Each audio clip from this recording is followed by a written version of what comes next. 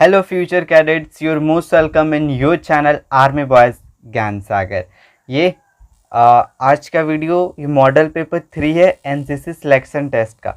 इससे पहले model paper 1 और 2 मैंने बताया, उसमें भी सेम 40 इंपॉर्टेंट क्वेश्चन और एक इंटरव्यू क्वेश्चन है। ओके, आज पहले 40 क्वेश्चन करेंगे हम लोग, जो आपके एग्ज़ाम में पूछा जा सकता है, भर्ती परीक्षा बोलो आप, सिलेक्शन टेस्ट में, और एक ऐसा क्वेश्चन जो आपके इंटरव्यू में पूछता है। ठीक है, एनसीसी का इंटरव्यू होगा तो उसमें पूछता है, उस तरह का क्वेश्चन मैं हर एक वीडियो में दूंगा। ठीक है, तो चलिए हम लोग स्टार्ट करते हैं विदाउट डिले। सो आज का पहला क्वेश्चन क्या है? कुछ क्वेश्चन एनसीसी से रिलेटेड पूछ सकता है, कुछ जीके भी पूछता है, कुछ ज्योग्राफी से भी पूछ सकता है, सब तरह से क्वेश्चन पूछ सकता है। ओके, सो सबसे पहला क्वेश्चन है, एनसीसी का मोटो क्या है? What is a motto of NCC? Option है unity in brotherhood, discipline and unity, unity and discipline, एकता एवं भाईचारा, अनुशासन और एकता, एकता और अनुशासन। चलिए, आपको मोटो पता होना चाहिए, आप एनसीसी ज्वाइन करोगे। सो इसका राइट आंसर क्या है? Option C. Okay, unity and discipline, एकता और अनुशासन। जैसा लिखा हुआ वैसे ही बोलना है, एकता और अनुशासन, यूनिटी एंड डिसिप्लिन, ना कि डिसिप्लिन एंड यूनिटी, गलत हो जाएगा। ठीक है, नेक्स्ट सेकंड नंबर है, क्या है? एनसीसी का मोटो कब लिया गया है? When was NCC motto taken? ठीक है, ऑप्शन है 1948, 1949, 1957, 1958।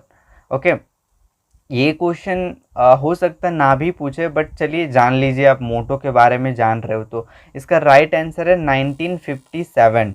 और एनसीसी का मोटो क्या है? एकता और अनुशासन। ठीक है, unity and discipline. Third question भी इसी से रिलेटेड है, ये पूछ सकता है, ये पूछने वाला क्वेश्चन है। देखिए पढ़िए क्या है, एनसीसी का मोटो कहाँ पर लिखा रहता है? ऑप्शन क्या है? एनसीसी झंडे के ऊपर, एनसीसी झंडे के नीचे, या एनसीसी झंडे के बाईं तरफ, या एनसीसी झंडे के दाईं तरफ। बताइए कहाँ पर एनसीसी का मोटो लिखा रहता है? ओके, सो आई होप अगर आपने एनसीसी फ्लैग देखा है, लास्ट वीडियो जो मॉडल पेपर 2 था उसमें मैंने आपको दिखाया था एनसीसी फ्लैग। उसमें मैंने आपको अगर याद है तो कहाँ पर था? एनसीसी झंडे के नीचे में था। ठीक है, आज अभी भी देख लीजिए, एनसीसी झंडा, इसके नीचे तरफ लिखा है एकता और अनुशासन। क्लियर है? नेक्स्ट क्वेश्चन है, चलिए देखते हैं नेक्स्ट क्वेश्चन 4 नंबर।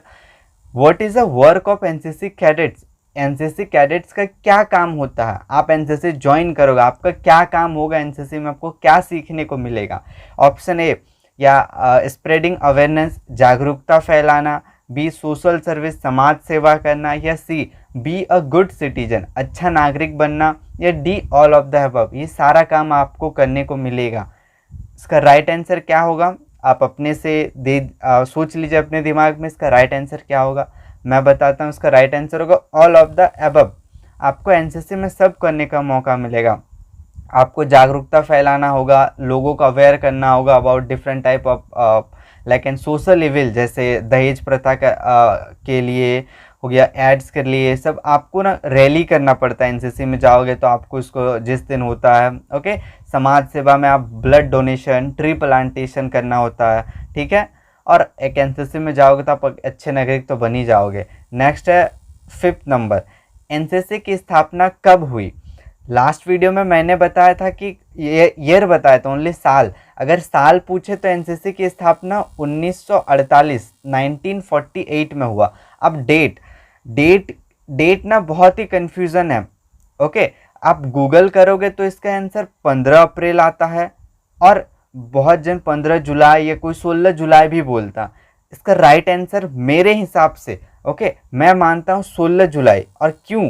क्योंकि मैंने अपने एनसीसी के 3 इयर्स में 16 जुलाई ही हर बार लिखा हूँ, कहीं भी पूछा गया है। ठीक है, क्योंकि हमारे पीआई स्टाफ ने हमें बोला कि 16 जुलाई ही आपको लाइक इसका आंसर लिखना है। ठीक है, तो आप भी, एनसीसी की स्थापना कब हुई? 16 जुलाई 1948।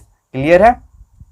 नेक्स्ट क्वेश्चन 6 नंबर, क्या है? प्रथम विश्व युद्ध कब हुआ?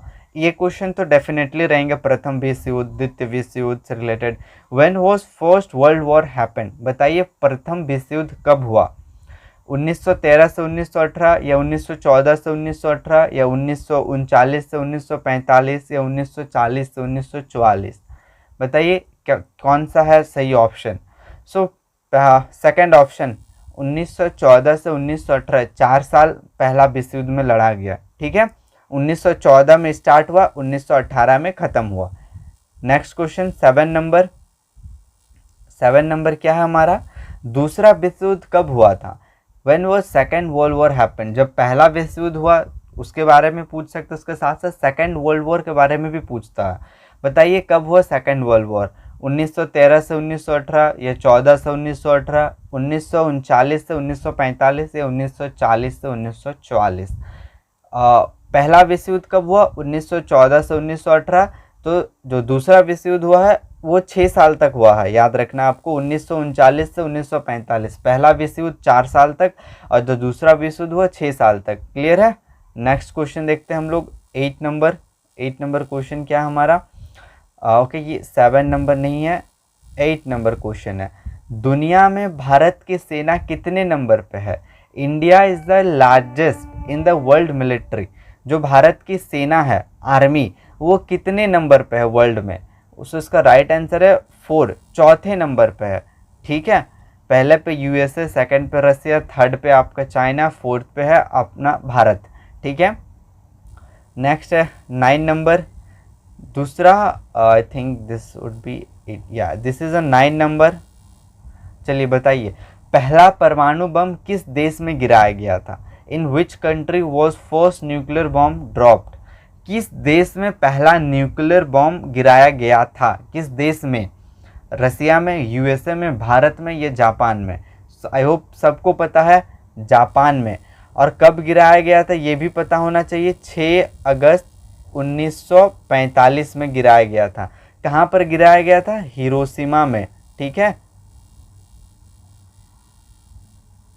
जापान का एक शहर है हिरोशिमा, वहाँ पर 6 अगस्त 1945 में न्यूक्लियर बॉम्ब गिराया गया था। किसने गिराया था, यूएसए ने गिराया था, ठीक है। यूएसए ने 6 अगस्त 1945 को हिरोशिमा जापान में परमाणु बम गिराया था पहला, ठीक है।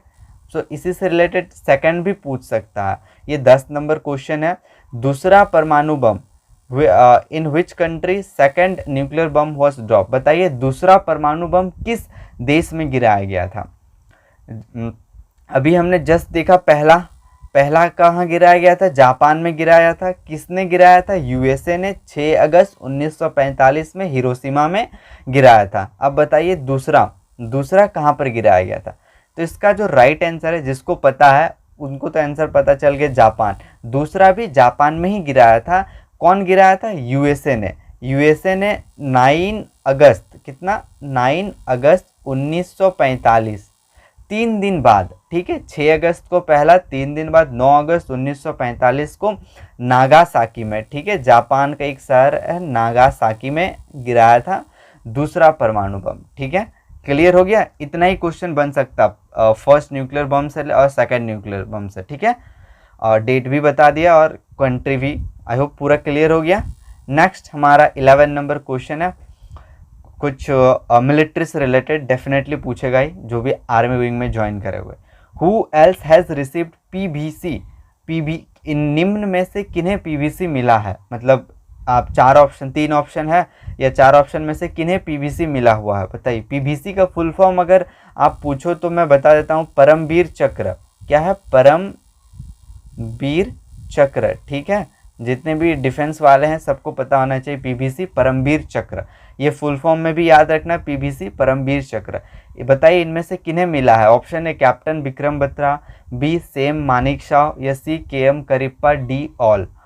आई होप सेम मानेकशॉ और केएम करिप्पा के बारे में आपको पता है, मैं लास्ट वीडियो में बताया हूँ।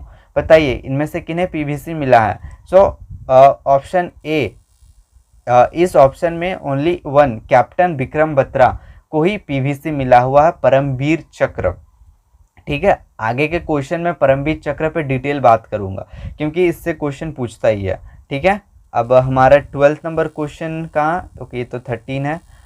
Here is 12th number question, okay हाँ। बताइए परमवीर चक्र किस क्षेत्र में दिया जाता है। In which field PVC is given.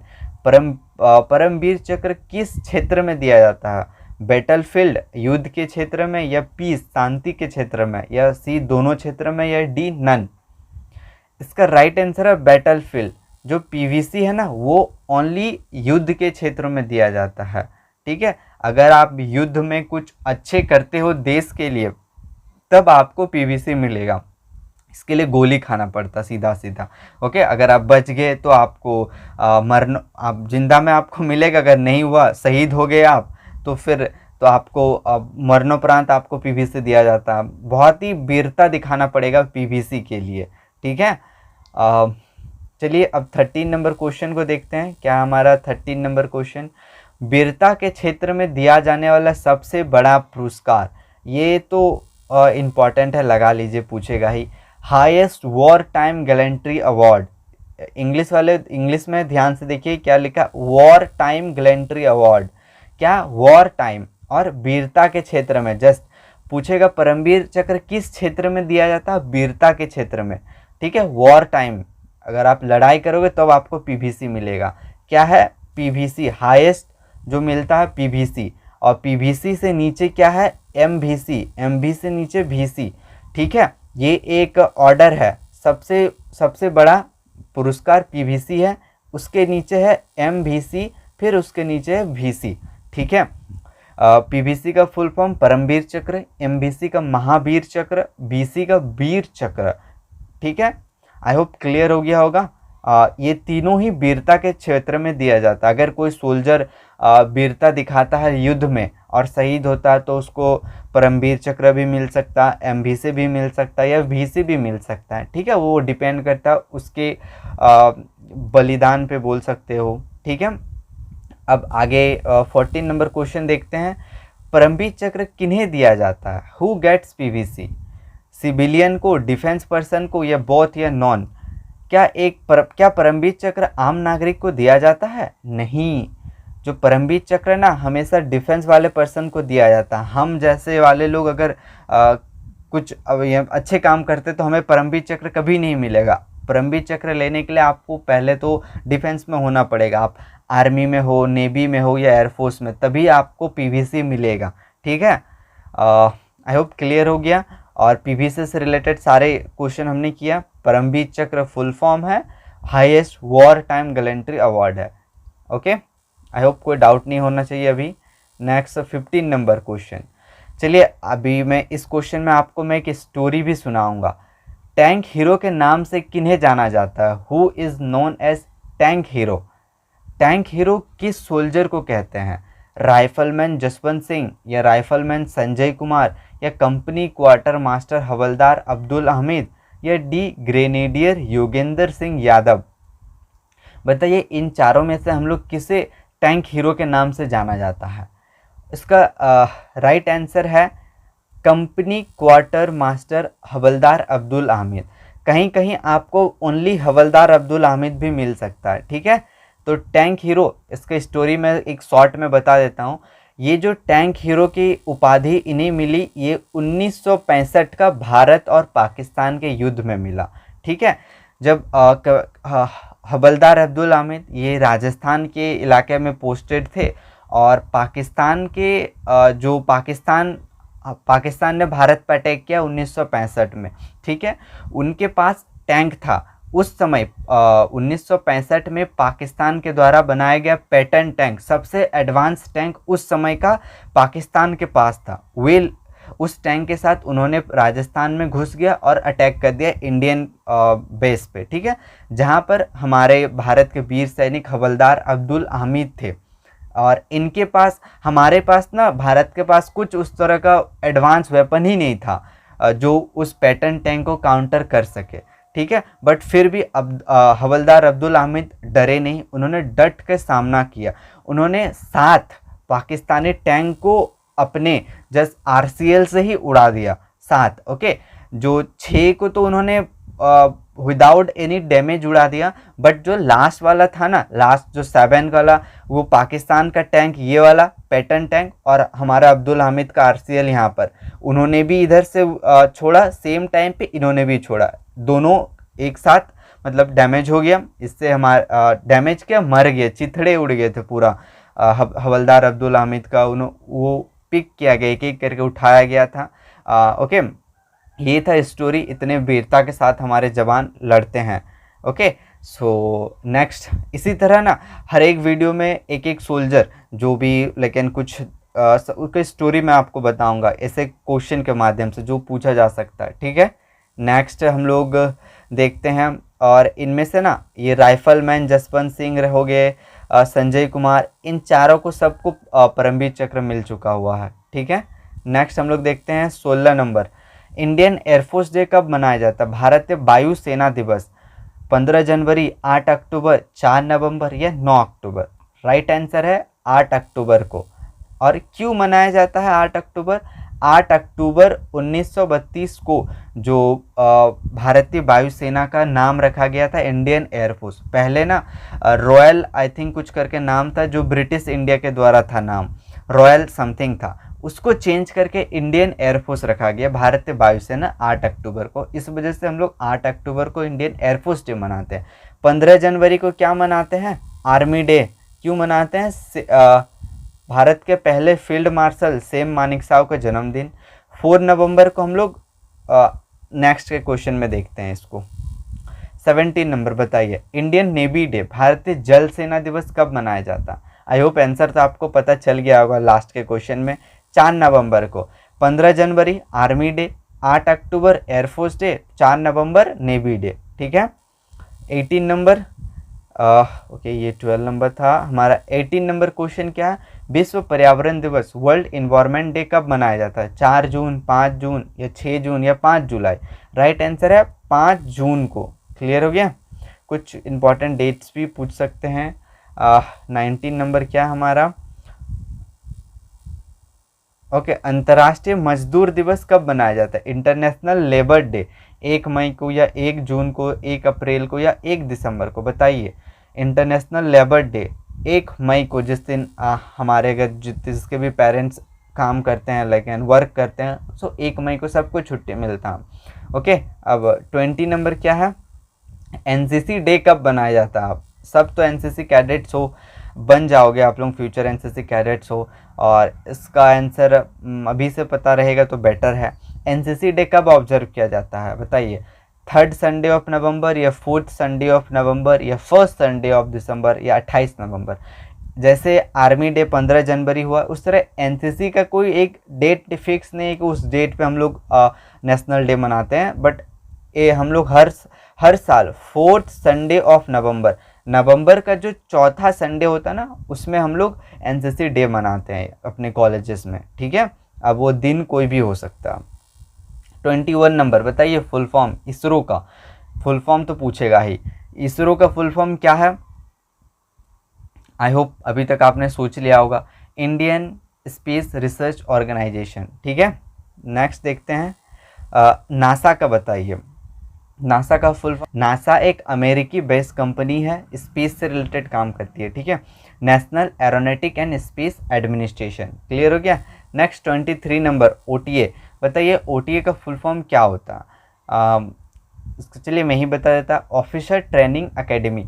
आज हमने 6 फुल फॉर्म सीखा, अभी तो 3 सीखा, और जस्ट पीवीसी का फुल फॉर्म मैंने बताया, परमवीर चक्र, एमवीसी महावीर चक्र, वीसी वीर चक्र। ठीक है, ये सब याद करके रखना।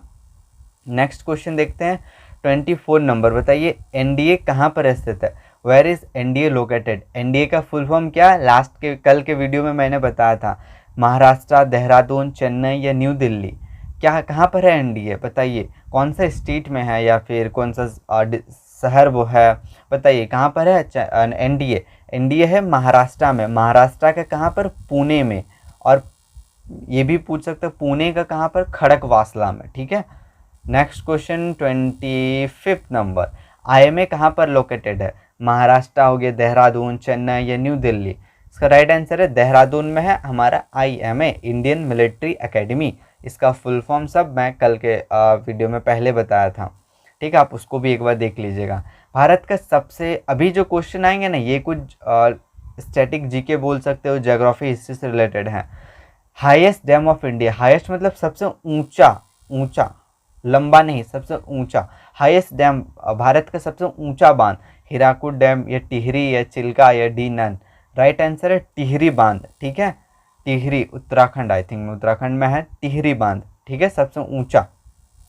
और अगर हमें सबसे लंबा बांध, सबसे लंबा, ओके,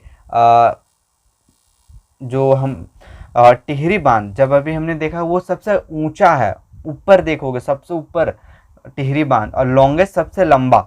ठीक है, बताइए कौन सा डैम है? ऑलवेज ऑप्शन को देख के तो पता चल गया होगा, हीराकुड डैम। ठीक है, सबसे लंबा बांध है हीराकुड और सबसे ऊंचा है Tehri. 28 number, highest peak of India, Bharat का सबसे ऊंची चोटी कौन सी है? माउंट एवरेस्ट या K2 या कंचनजंगा या डी नन? इसका इसका आंसर बहुत सारे कैडेट्स गलत भी देंगे। चलिए मैं आपको सही बताता हूँ। राइट आंसर है कंचनजंगा। ओके, अब एक बार ऊंचाई देख लेते हैं। माउंट एवरेस्ट का ऊंचाई है 8,850।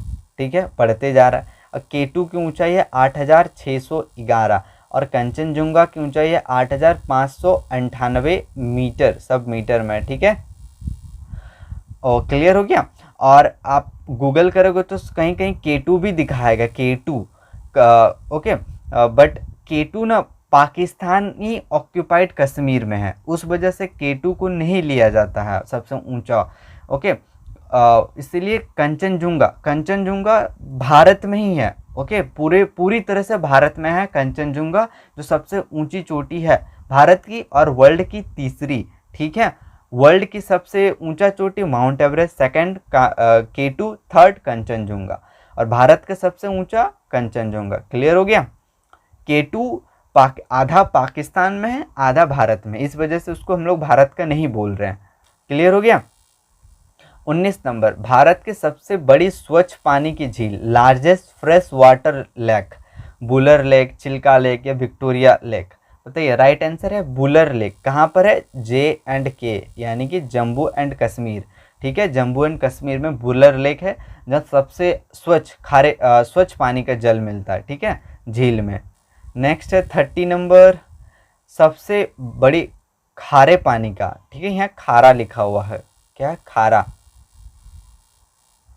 भारत में सबसे बड़ी खारे पानी की झील बुलर लेक है, चिल्का लेक है, विक्टोरिया लेक या डी नन? राइट आंसर हो गया चिल्का लेक, और ये कहाँ पर है? उड़ीसा में है। क्लियर हो गया, उड़ीसा में है चिल्का लेक। ठीक है, नेक्स्ट है 31 नंबर, दुनिया की सबसे छोटी पक्षी क्या है? हमिंग बर्ड, शुतुरमुर्ग या कबूतर या डी इनमें से कोई नहीं? राइट आंसर है हमिंग बर्ड, और बड़ी बोलता तो शुतुरमुर्ग होता। ठीक है, वर्ल्ड स्मॉलेस्ट बर्ड है हमिंग बर्ड। नेक्स्ट है 32 नंबर, भारत का राष्ट्रीय पक्षी क्या? नेशनल बर्ड ऑफ इंडिया, कोयल, कबूतर, मोर या डी इनमें से कोई नहीं? राइट आंसर है मोर, पिकॉक।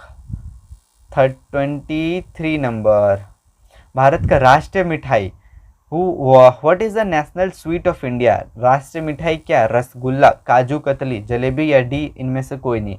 राइट आंसर है जलेबी को। ठीक है, 34 नंबर, किस देश की जनसंख्या सबसे अधिक है? Which country has the most population? पहले कोई और था, अभी कोई और है। आई होप आपको पता है।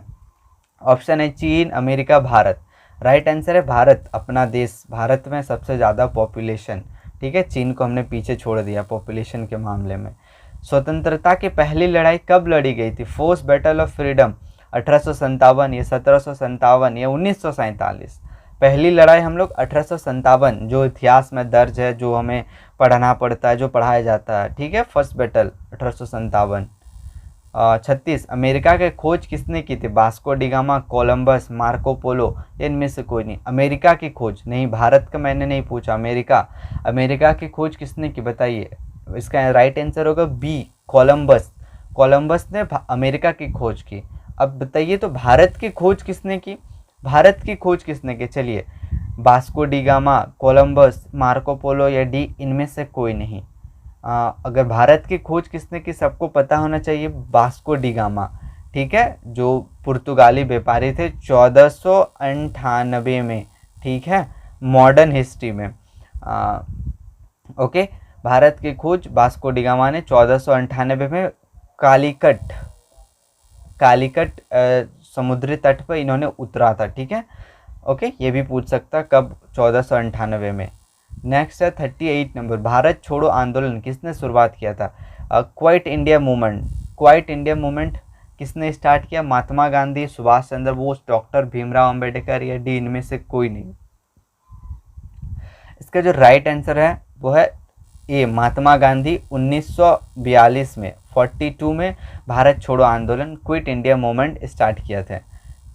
39 नंबर, आर्य समाज की स्थापना किसने की है? स्वामी दयानंद सरस्वती, राजा राम मोहन राय या स्वामी विवेकानंद? इसका राइट आंसर है स्वामी दयानंद सरस्वती ने आर्य समाज की स्थापना की, राजा राम मोहन राय ने ब्रह्मो समाज, ठीक है, ब्रह्मो समाज की स्थापना की है राजा राम मोहन राय में। ये भी आगे के क्वेश्चन में पूछूंगा, ओके, नेक्स्ट वीडियो में। चलिए, मौर्य वंश के स्थापक का नाम बताइए, कौन है मौर्य वंश के स्थापक? इस तरह के क्वेश्चन आगे के वीडियो में आपको और मिलेंगे। चंद्रगुप्त मौर्य, बिंदुसार, अशोक या डी, इनमें से कोई नहीं। राइट आंसर है चंद्रगुप्त मौर्य। सबने सीरियल तो देखा ही होगा। अगर पूछे कब किया तो ये पता होना चाहिए 322 BC में। क्लियर हो गया? नेक्स्ट, हमने 40 क्वेश्चन क्लियर कर लिया। अगर आपको कोई भी डाउट है किसी भी क्वेश्चन में तो आप हमें सजेशन दे सकते हो। अगर हम कुछ भी आपको कमी लगती है तो आप ज़रूर बताइए। एंड चलिए चलते हैं हमारा इंटरव्यू क्वेश्चन, और इसका ना आंसर आपको कमेंट बॉक्स में बताना है। ओके, आज का क्वेश्चन है give your introduction in English. अपने बारे में इंग्लिश में लिखिए। ओके, ये ना आपको बहुत जगह हेल्प करेगा। टू बी ऑनेस्ट मैं बता रहा हूँ, एज ए एनसीसी कैडेट मैंने बहुत बार एक्सपीरियंस किया कि आपको इंग्लिश का थोड़ा प्रेफरेंस मिलता है एनसीसी में। आपको अगर इंग्लिश आता है तो बेस्ट है, अब नहीं आता तो सीखिए और अपना इंट्रोडक्शन तो एटलीस्ट सीखिए। इंटरव्यू में आपको इंट्रोडक्शन इंग्लिश में दोगे तो अच्छा इंप्रेशन पड़ता है। ओके, सो अपना इंट्रोडक्शन लिखिए और कमेंट बॉक्स में बताइए। और इससे पहले के वीडियो में जाके देखेंगे तो मैंने वहाँ क्वेश्चन पूछा था आप एनसीसी क्यों ज्वाइन करना चाहते हो। ओके, सो इसका आंसर कमेंट बॉक्स में ज़रूर लिखिए, इससे आपको ही सीखने को मिलेगा। Thanks for watching. जय हिंद टू एवरीवन।